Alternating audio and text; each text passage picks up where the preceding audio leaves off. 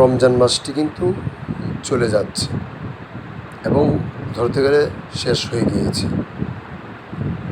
আর একটা সপ্তাহ গেলেই কিন্তু রমজান মাসটি শেষ হয়ে যাবে। জানি না আগামী রমজান আমি আপনি পাই কি না।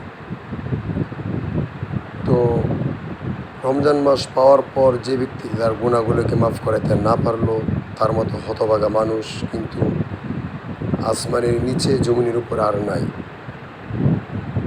তো যেহেতু আল্লাহ তাআলা আমাকে আপনাকে সুযোগ দিয়েছিল, সুযোগটা কাজে লাগাইতে পারি নাই, এজন্য বেশি বেশি করে দোয়া করবো যাতে করে আগামী রমজান আমরা পাই। আল্লাহ তাআলার কাছ থেকে চাই নেব যাতে হায়াত বাড়ায় দেয়, আর রমজানটাকে আমরা পরিপূর্ণভাবে পালন করার চেষ্টা করবো ইনশাআল্লাহ। আল্লাহ তাআলার কাছ থেকে দোয়া করবো, আল্লাহুম্মা বারিক লানা ফি রজব ওয়া শাবান ওয়া বাল্লিগনা রমাদান।